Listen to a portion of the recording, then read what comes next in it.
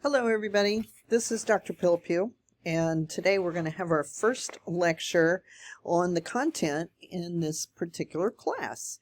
And as you know, this class is called Teaching and Learning for All, and we're using this textbook, Teaching for Student Learning. And it's divided into modules, and this first module is going to be about reflective teaching. But the rest of the modules for this entire course are designed to help you in your first years of teaching and to help you be a fantastic teacher. So modules 1 to 3 are going to help you understand students, which is really important to understand the students so that you know how to teach them.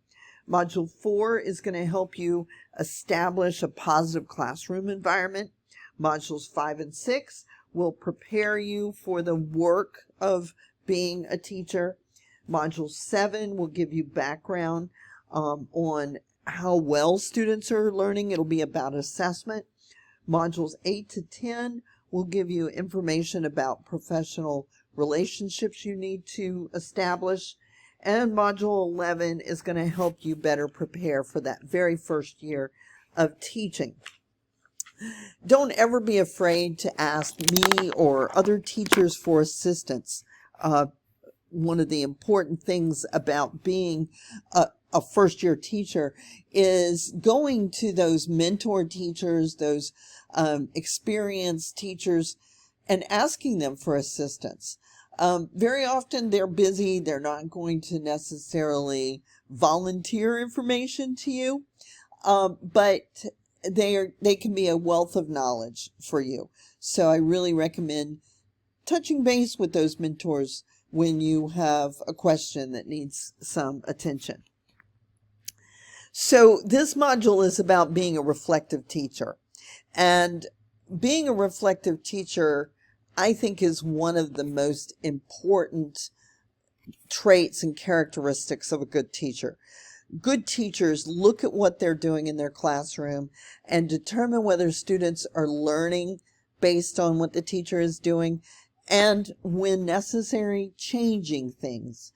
I know that as a experienced teacher myself, all through a semester, I make notes about problems and questions that students have had when instructions appear to not be very clear.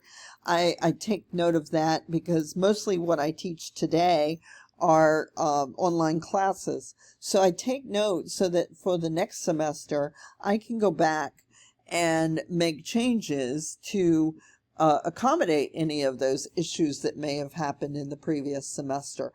Sometimes an assignment just gets stale and you don't want to do that anymore. So I'll make notes that look for something else for this particular assignment. So reflective teaching is very, very important. There are different ways that you can do that we'll be talking about here in this section.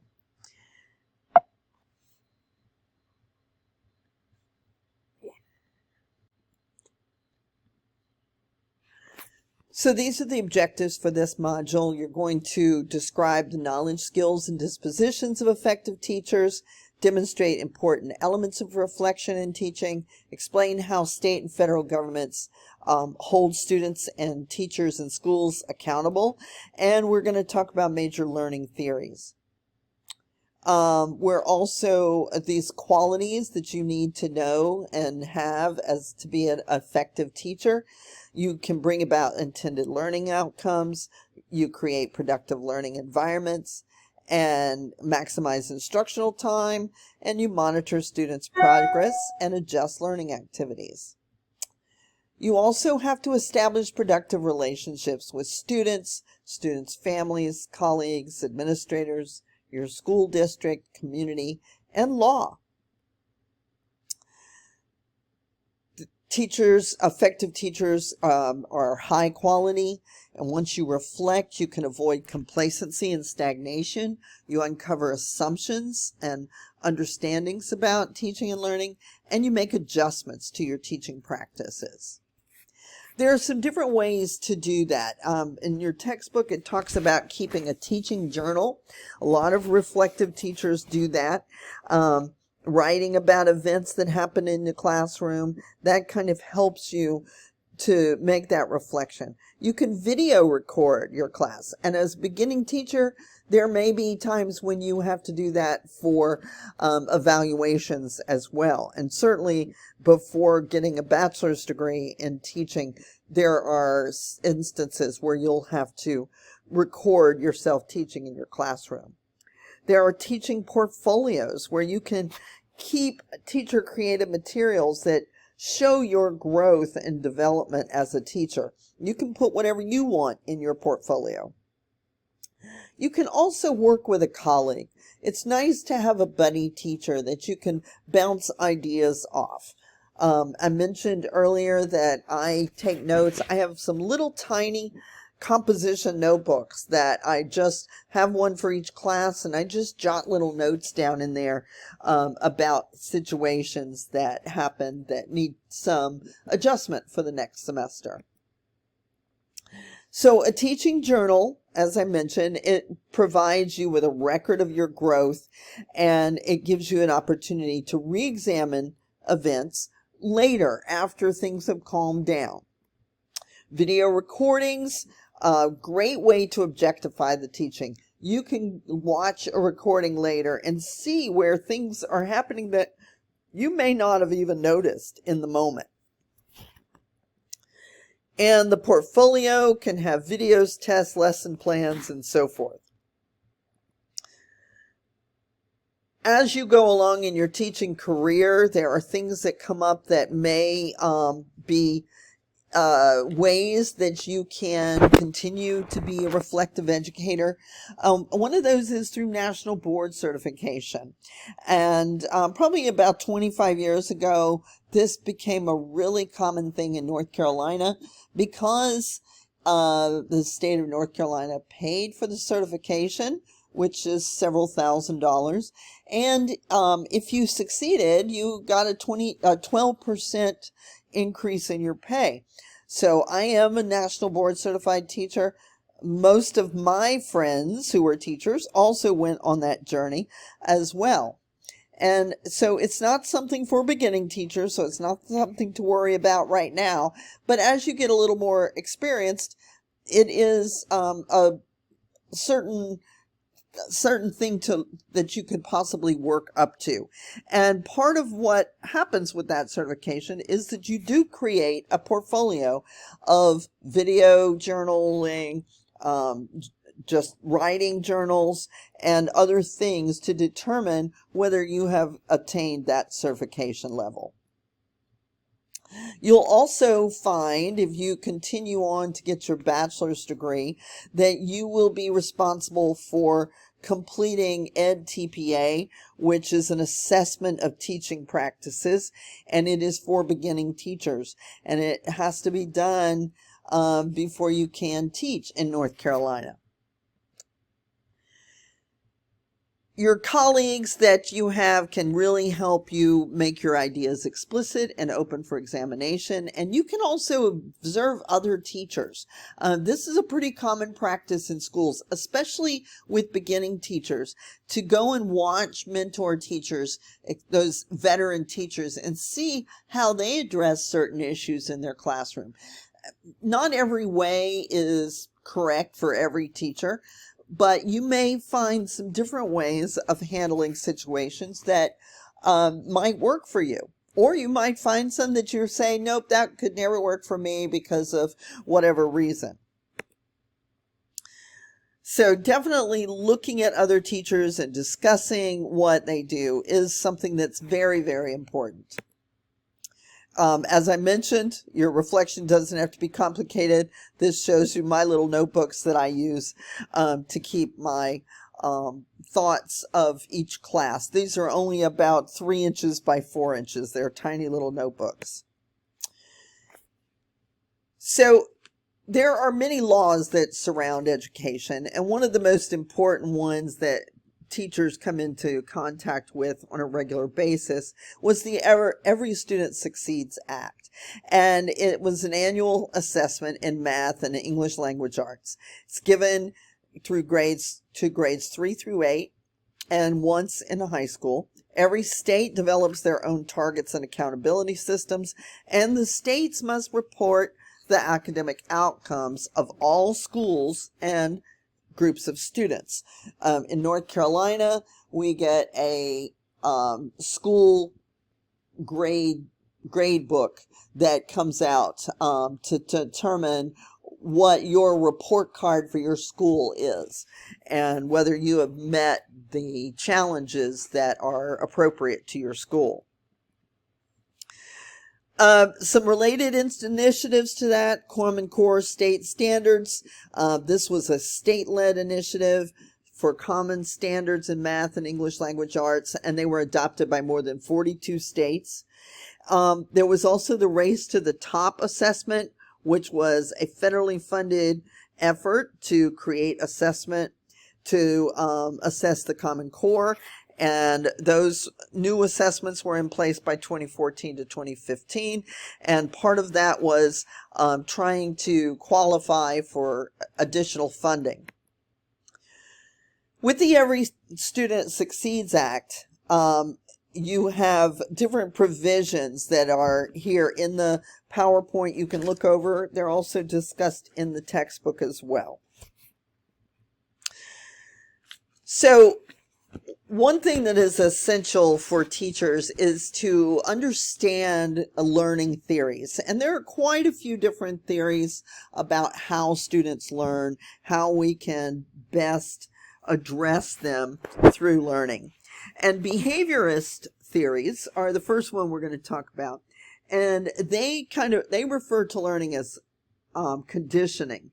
And conditioning consists of having an action that then creates a certain stimuli that is either positive or negative. And operant conditioning accounts for behaviors that we acquire as a result of past successes and failures. If you're successful at something, then you want to do it again, right? If you fail at something, it may not be as desirable to do that thing again, although there can be some intrinsic reward in not failing after you attempt something again. For a behaviorist, environment is the key to learning.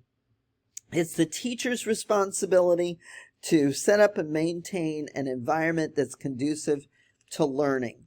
And so there are a lot of teachers who have behavior modification programs where students might get rewards, points or stickers or a treasure box where you can get a reward if you successfully complete some activity. Behaviorists also work very much with repetition, doing the same things over and over again, and there are measurable objectives for those. So there's a lot of drill and practice with that. Here are some examples of some behaviorist teaching. Spelling. The objective is to spell the word cat correctly. So the teacher demonstrates the spelling of cat and how to use it in a sentence. Students practice writing cat.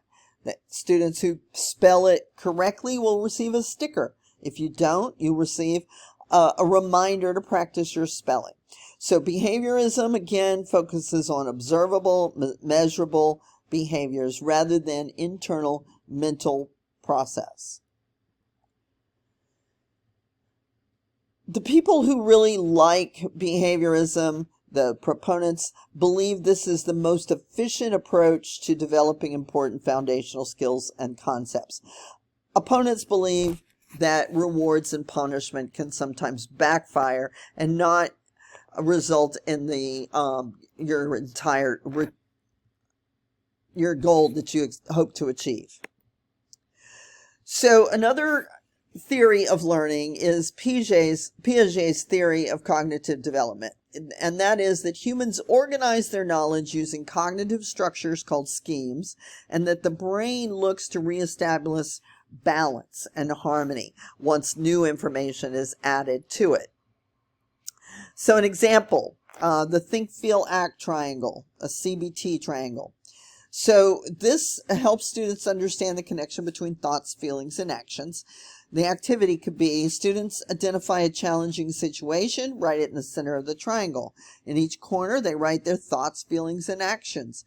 Teachers guide the discussion on how changing one element, changing a negative thought, can influence the others. So student feeling anxious about a test might initially think, I'm going to fail. They feel stressed. They avoid studying. But by reframing the thought to, I can try my best, they might feel less anxious and be more motivated to study. There are several other of these examples of this cognitive practice, and you can look at this PowerPoint in the course and read over these a little further. Piaget's theory of cognitive development proposes 4 distinct stages of cognitive development. The first of those is the sensory motor stage from 0 to 2 years. And Piaget suggested that during those first 2 years of life, we receive most new information through our senses. What we see, hear, touch, taste, and those require trying out different physical or motor activities. In the second stage, the pre-operational stage, that lasts from 2 to 7 years old.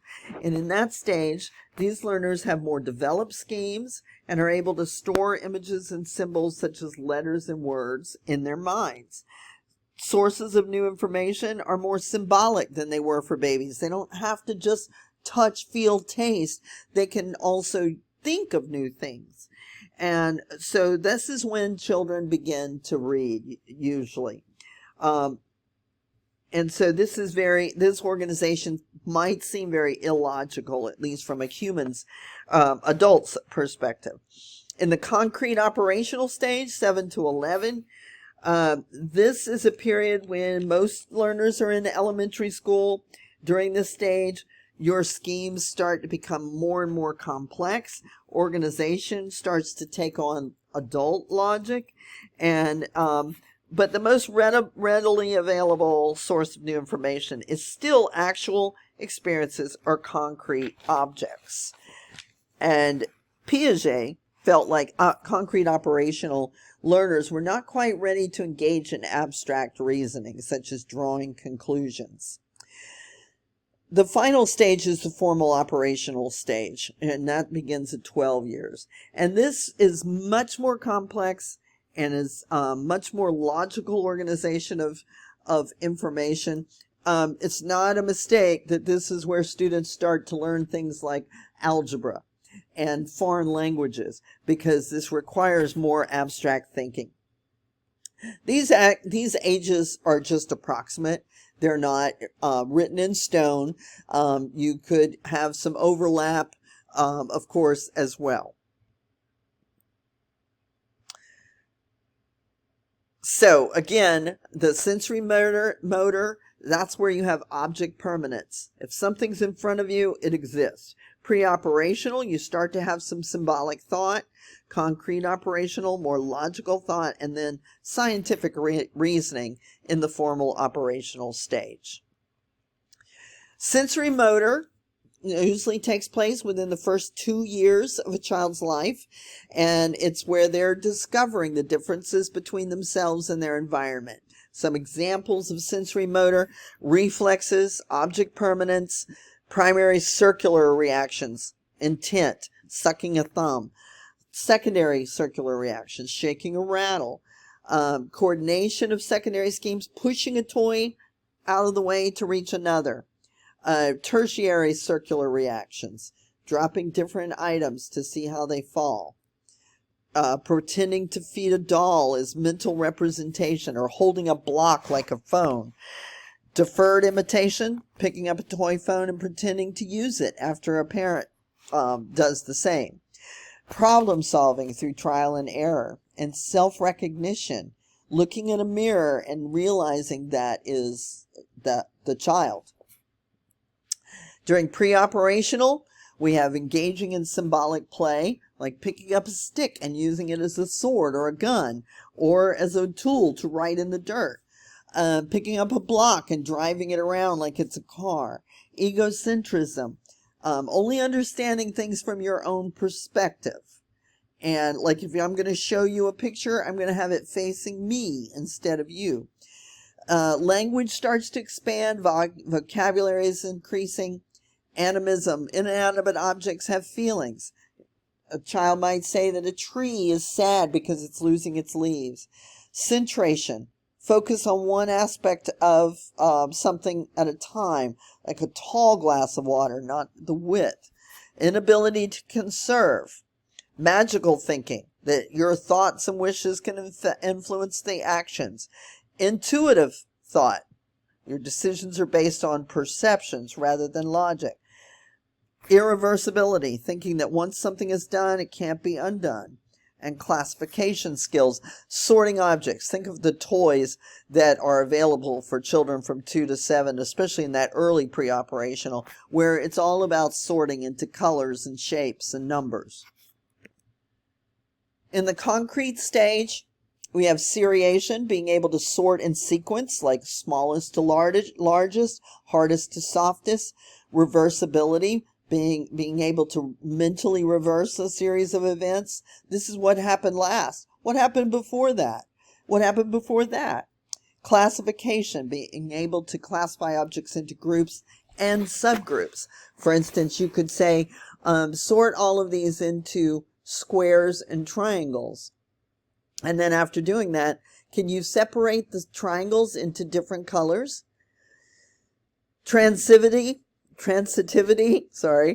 relationships between two or more objects. A is greater than B is greater than C, so that means that A is greater than C. Conservation, the mass of an object doesn't change as a function of its shape. Decentration, you can examine two features of an object. And overcoming egocentric, you start to see situations from others' points of view. The formal operational stage is where you can start to use symbols. You have abstract thinking, hypothetical scenarios, and theoretical perspectives. You can use the scientific method. You start to understand moral dilemmas. You can critically analyze situations. You can understand the perspectives of others and feel empathy. And the language skills start to expand and evolve.